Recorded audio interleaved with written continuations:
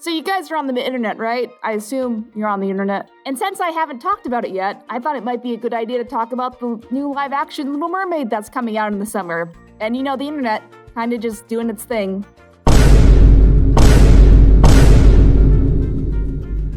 The trailer released on September 9th, as well as premiering at Disney's own fan convention, D23, and a lot of people have been talking about it since. We've had some time to kind of see everyone's opinions about this. I figure it might be a good time to kind of deconstruct some of this nonsense. But for those who haven't been paying attention, I have clips ready.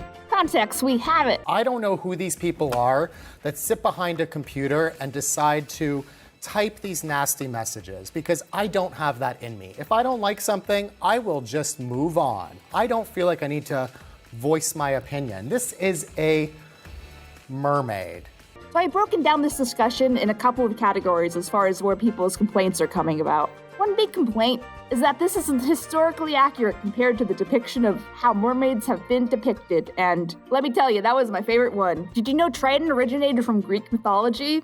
That was invented like a long time ago. The idea of combining humans and fish to create a whole new creature has been around for most of human civilization, even before the Greeks. Mermaids were originally called sirens, and the general idea is they would sing really pretty songs and cause sailors to look at them, and then the sailors would crash. Press F to pay respects. Historically, manatees were also confused to be mermaids. You know, I assume if you only saw one half of a manatee and you knew about mermaids, you'd probably think it was a mermaid, so, you know.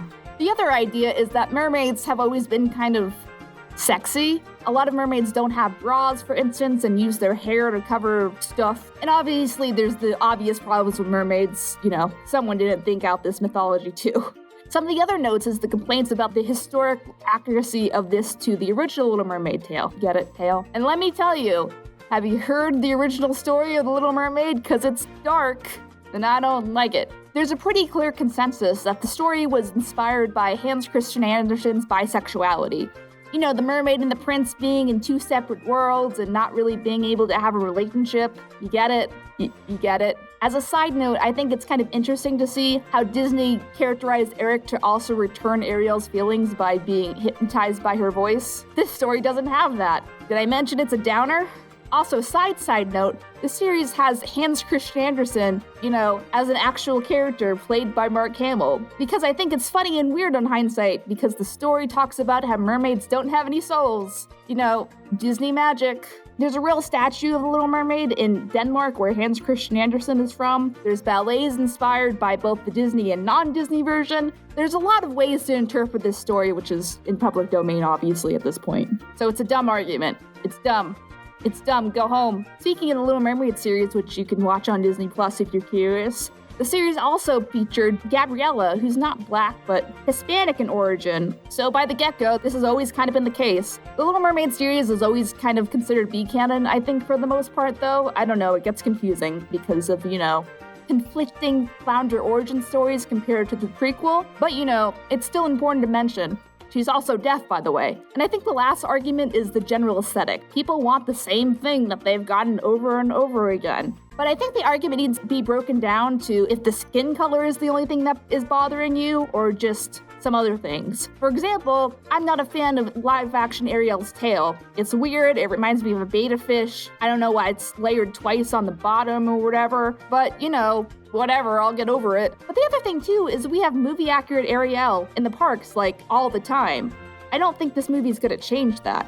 I don't know, maybe they have two Ariels, I don't know, that'd be neat. But if this is really bothering you so much, then maybe change your expectations about the movie. They have a lot of different takes and different artistic input, and sometimes those different takes kind of fall on their face. But the same thing could be said for like the Beast and live action movie. Oh my god, I'm gonna talk about the Beauty and the Beast live action movie positively. There's artistic differences there, and no one seemed to be complaining as much. So don't hide behind that argument unless you really understand what you're saying. But again, the live action movies won't replace the original. They probably won't have any impact on the parks. Probably. And if this is not how you imagine Ariel in live action, then, you know, it's probably not the movie for you. Life goes on. We still have 3 whole seasons of the Ariel TV series. Like, I think you're making this movie too big of a deal. But it doesn't wipe out the original, I promise. Just because The Lion King made a lot of money doesn't mean it's as good as the original. It's not. It sucks.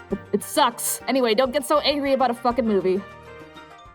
And that's all, folks, except it's not time for the ending gag.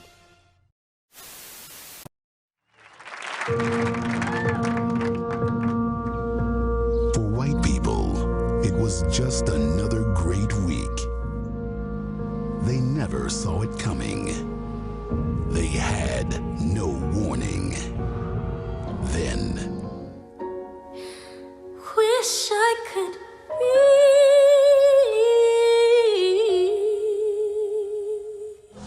it was the day that shook the whole white world.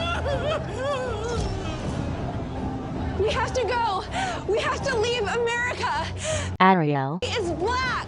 Amy, I'm black. What? I don't understand. How can they be black? They're women. I think they might be both.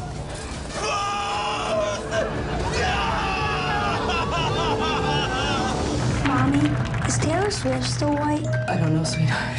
Just close your eyes and it'll be over in the morning.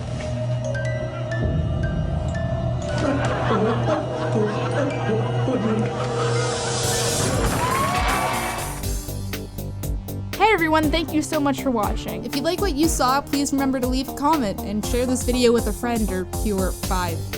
Click here to subscribe, we really appreciate it. Click here to check out the main collaborator for the video. Click here to check out our video playlist for this video, where you'll find similar videos that you might just like, hopefully. There's also a credit scroll here to check out all the other awesome contributors. All their info is in the description. That's all I gotta say, KPOA!